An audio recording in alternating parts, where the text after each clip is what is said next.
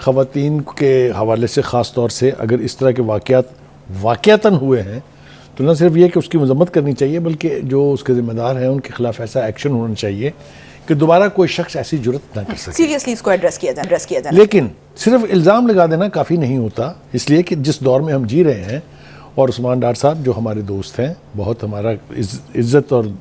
एहतराम का रिश्ता है उनसे, उनको उनके बारे में हमारी राय पहले बहुत ही अच्छी थी, लेकिन जब वो कामरान शाहिद के इंटरव्यू में नमूदार हुए दोबारा और उन्होंने सियासत और पीटीआई दोनों से तौबा ताइब कर ली थी, तो उसके बाद हमारा ख्याल ये था कि शायद अब उनकी जो ज़िंदगी है वो किसी नया रुख इख्तियार करेगी। लेकिन ये जो वाक़या हुआ है, देखिए आज हम जिस दौर में रह रहे हैं, कोई ऐसा फ्लुएंट घर नहीं है जिसके अंदर सीसीटीवी कैमराज नहीं लगे हुए होते। अगर सीसीटीवी कैमराज वहाँ मौजूद थे तो उनके ज़रिए साबित कीजिए आप कि ख्वाजा आसिफ या उसके लोग आपके घर पर हमलावर हुए। एक दूसरी बात यह कि ये हमला इसलिए बेमानी होकर रह जाता है कि डीपीओ साहब जो हैं, जो पुलिस के डिस्ट्रिक्ट के ऑफिसर्स हैं, जिन पर इल्ज़ाम लगाया वो ये कह रहे हैं कि जी हमने रेड किया है 3 अलग सुबह वहाँ, चूँकि जो इनके भाई हैं उमर डार साहब, वो पुलिस को मतलूब हैं कई मुकदमात में और उनकी गिरफ्तारी के लिए हम छापे मार रहे हैं। लेकिन अगर तो ये वाक़या पुलिस के वहाँ जो कार्रवाई हुई है उसके नतीजे में हुआ है तो इसका बिल्कुल ही आस्पेक्ट डिफरेंट है। लेकिन अगर वो कहती हैं कि जो कि वो कह रही हैं, बबांगे दोहल कह रही हैं कि ये ख्वाजा आसिफ ने बंदे भेजे थे, वो पुलिस के बंदे नहीं कह रही, वो कह रही ख्वाजा आसिफ ने बंदे भेजे थे। और अगर पुलिस भी भेजी थी, Khawaja Asif is no longer a minister और इन द गवर्नमेंट। कोई डीपीओ किसी एक सियासतदान की मर्जी से किसी दूसरे सियासतदान के घर इस तरह की कार्रवाई ना करेगा, ना उसको करनी चाहिए। वो बिलबिला के कह रहे हैं कि जनाब ये हमने रेड किया था और हमें ये उमर डार साहब चूँकि मतलूब थे इसलिए हमने किया।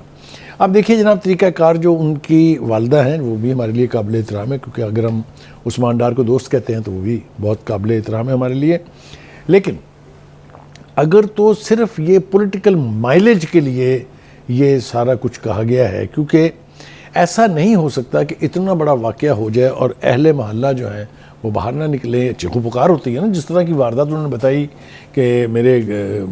कपड़े जो है फाड़ दिए उन्होंने, मुझे धक्के दिए उन्होंने, दरवाजे तोड़ दिए उन्होंने। तो मुझे हैरत है कि वो कैसे इलाके में रहते हैं जहाँ अहले मोहल्ला जो है वो बाहर नहीं निकले हैं। लेकिन जैसा मैंने कहा कि अगर सॉलिड प्रूफ मौजूद है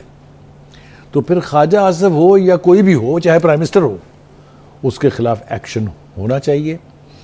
और अगर वो वाक़तन उमर डार को पकड़ने के लिए वहाँ पर गए थे तो उमर डार साहब को चाहिए कि अपने ख़ानदान को इस मुसीबत से दो चार कराने की बजाय वो पेश हो जाए। कोई क़यामत नहीं आ जाएगी, पॉलिटिकल अरेस्ट होती रहती हैं, मुकदमे भी चलते रहते हैं, और हमारे यहाँ तो वैसे भी रिवाज नहीं जल्दी कोई फ़ैसला होने का। तो कहने का मतलब ये है कि अगर ये वतीरा तो खैर नेगेटिव लफ्ज़ है, अगर ये तरीक़ाकार अपनाया गया है पॉलिटिकल माइलेज गेन करने के लिए इन द इलेक्शन, क्योंकि वो जिस तरह के दावे कर रही हैं, वो कहती हैं कि मुझे आप जेल भिजवा दें, मैं जेल में से भी इलेक्शन लड़ूंगी तुम्हारे खिलाफ और तुम्हें सबक सिखा दूंगी। पॉलिटिकल माइलेज मिलेगी भी अगर इस तरह की कार्रवाई हुई है और अगर वो सही बात भी कर रही हैं तो क्या ये पॉलिटिकल माइलेज मिलेगी उनको? देखिए, अगर तो ये सही है तो इसकी तो दो मैंने बातें आपको वाज़े बता दी। एक तो ये कि जो इसके जिम्मेदार हैं उनको किसी सूरत छोड़ना नहीं चाहिए, और दूसरी बात यह है कि अगर चाहे इंटरिम गवर्नमेंट है चाहे कोई पॉलिटिकल पार्टी है, अगर वो इस तरह के हरबे इस्तेमाल कर रहे हैं तो ये उनके लिए भी कोई नेक नामी नहीं है, ना ही इसका उनको कोई फ़ायदा होने जा रहा है, बल्कि उल्टा नुकसान होगा उनको। ख्वाजा आसिफ को जो लोग जानते हैं वो कम से कम उनके बारे में ये वाउच कर सकते हैं कि वो पॉलिटिकल फील्ड में बहुत स्ट्रॉन्ग एक अपोनेंट्स हैं और बड़े दबंग किस्म के सियासतदान हैं वो, लेकिन रह चुके हैं। उनसे इस घटिया लेवल पर जाने की कम से कम मैं उम्मीद नहीं कर सकता कि वो अपने किसी कंटेम्प्रेरी पॉलिटिशियन की वालदा के गिरेबान तक अगर उनका हाथ चला जाए तो फिर ख्वाजा साहब, अल्लाह आपका हामी नासर हो, आपके बारे में फिर राय अच्छी नहीं रहेगी पूरे पाकिस्तान भर की। मेरे ख्याल से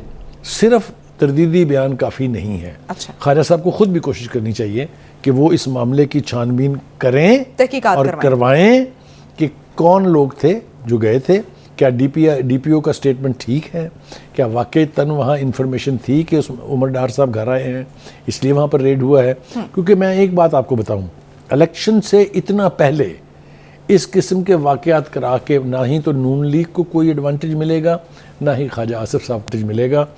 पहले वहाँ पर हम